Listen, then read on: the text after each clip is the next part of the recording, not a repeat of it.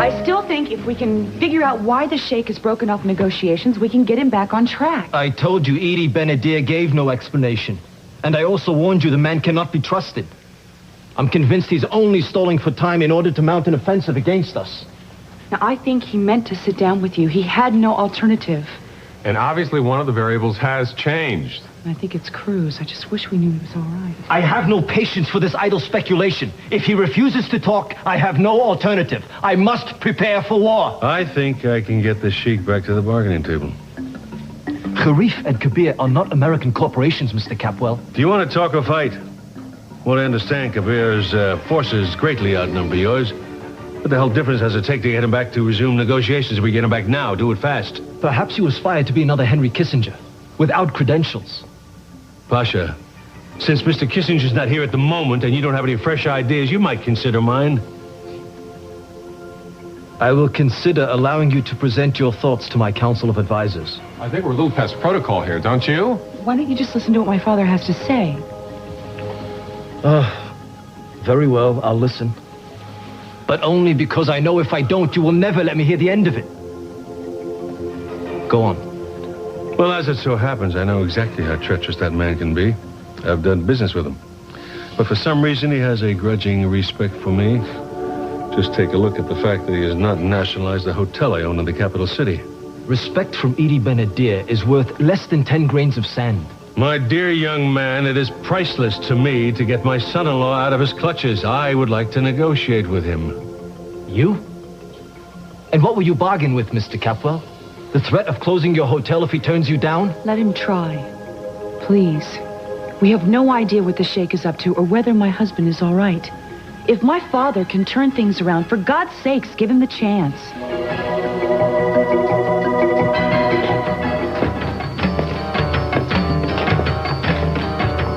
I'm looking for an American. His name is Cruz Castillo. Have you seen him? Help your memory along. It's fine the way it is, thanks. We'll have a look around ourselves. Hey, Ali, where did you learn how to play? In a harem? Oh, come. Sit down and play. Can't you take a joke? He's not here. Let's go.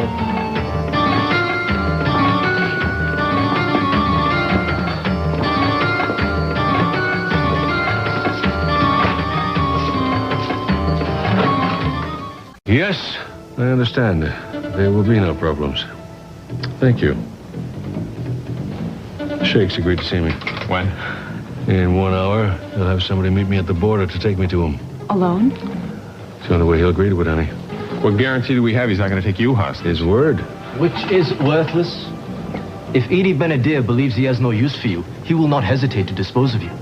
Well, then I will just have to make him believe in it, won't I? And I think he will. I think he actually wants to talk to me. In fact, the knowledge and my instincts of that man make me feel that he's very eager to talk to me. Have you ever visited Edie Benadir in his own country? As a matter of fact, no. The only time we met was face-to-face in Europe one time. I thought so. He is not the same man on his own soil. Perhaps doing business in the European marketplace you were equals. But in Kabir, there is no such thing as equality. The Sheikh is all-powerful, and this one has no conscience. The only hope you have is to manipulate him. Make him feel he is getting his own way. If you try to negotiate with him as if he were a reasonable man, your mission will fail. And if you barge in and make demands, then I promise you your daughter will end up an orphan and a widow. Well, then I guess what you're telling me is to avoid your mistakes. Because your dealings with the Sheikh have been one dismal failure after another. Be careful, my friend. I too can prevent you from entering Kabir.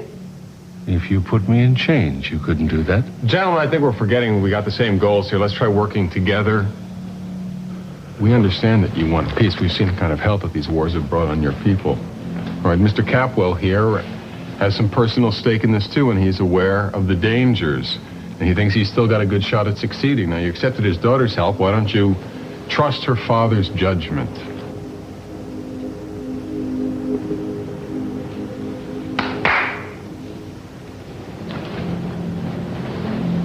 Have Mr. Capwell safely escorted to the Kabiran border, please.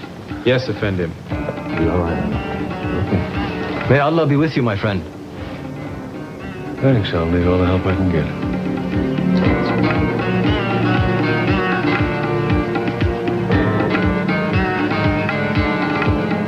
Thank you for helping me out. Where do you learn to play dominoes like that? In a harem. Speaking of which, what's the best way to gain access to the Pasha's compound? Forget it. The last man who tried to break into the harem ended up singing soprano in the Pasha's choir.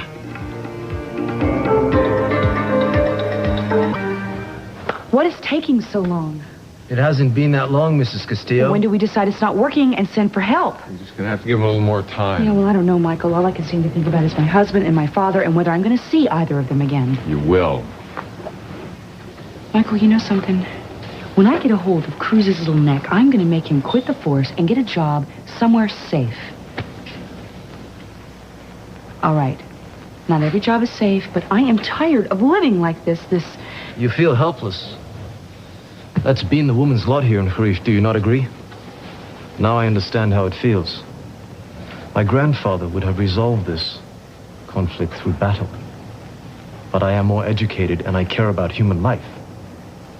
I'd like to see my people better their ways. As a result, now I stand here feeling helpless. What on earth is going on? Defend him. We're under attack. Stay here. Just stay here. Sheikh is negotiating with your father. Michael, if he really didn't mean it about the negotiations, what if he stopped the talking? What's going to happen to Cruz and Daddy? Yeah. Is this tent taken? I don't believe it. How did you get out? I can't believe it. How did you get away? I had How a did you escape? really bad stomach Look, you're not out of the woods yet. Somebody's launching an attack. That attack is from a crate of fireworks that the Pasha had left over from his last spectacular. I liberated it. I'm celebrating the 4th of July a little late, but the confusion's only going to last a couple of minutes. You want to get out here while No, we we can? can't. We can't go away right now. Why not? I got in. We My can get father out. is negotiating with the sheikh. If we go away, I mean, he could be killed. We have to stay here until my father comes back. If he does at all. It's good to see you.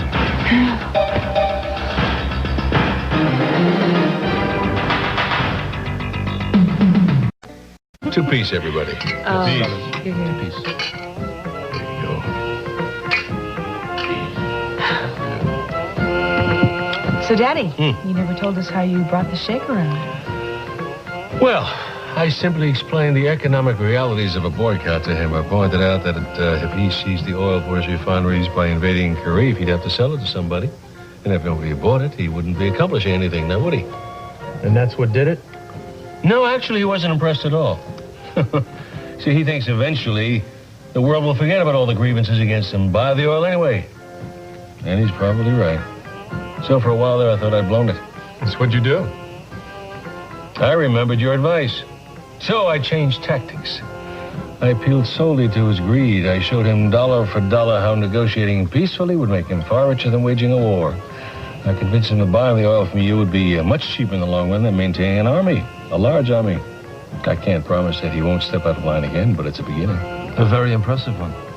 At least now we'll have the room to begin the reforms that this country needs desperately. I am very grateful to you, Mr. Capwell. And I should have known that wheeling and dealing runs brilliantly in your family. And I owe you my most profound apologies. I have caused you and your loved ones nothing but great anguish. And in return, you've done nothing but give me great good. With the exception of that fireworks display.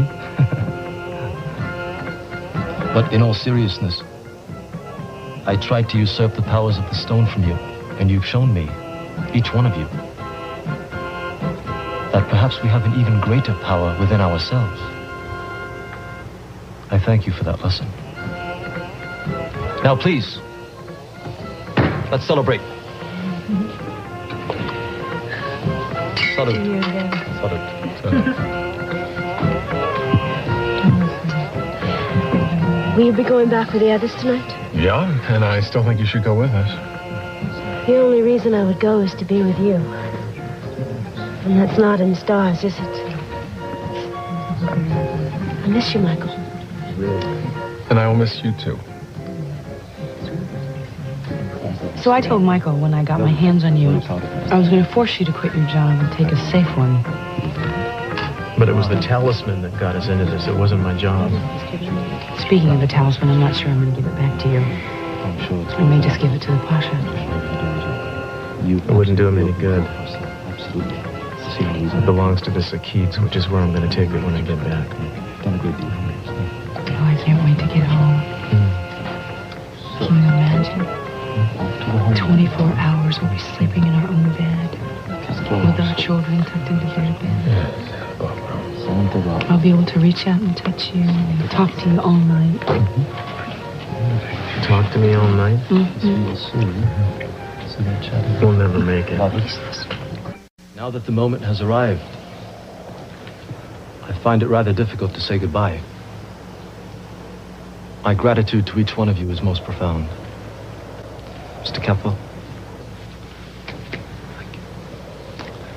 This country is very lucky to have you. You're a young man. You'll make some mistakes along the way, but I think you've got a fix on things. I wish you a long, prosperous, peaceful reign. Thank you. I'm sure there's a great deal more I could learn from you.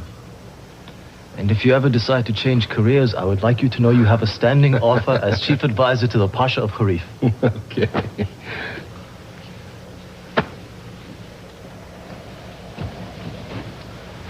I once told you I admired you for being a moral man. I was mocking you slightly then. But now I see you are the genuine article. A man who lives by his principle. It is not difficult for me to understand how a woman like Eden could come across the planet and move both heaven and earth to keep you safe. And it is not difficult for me to understand how a man could remain faithful to you for life. You have been a thorn in my side, Mrs. Castillo. But you brought a dimension to my life I am no longer willing to live without. And I value the friendship that's grown between us. I would hope you do too. Well, I only bullied you around a lot because I believed in you. I'm really happy for you. You're a very brave man. Coming from you, that is high praise indeed. Mr. Donnelly, I am offering you employment here also, as a wise man. Oh. We've had a position here that's been vacant for a long time. Well, I think I could use a little bit more training, but I definitely appreciate the offer. God bless. Thank you. Well, I think we should go now. Yes, time has finally arrived. I wish you all a safe journey home. Think of us here. Thank you. You can bet we will. Goodbye.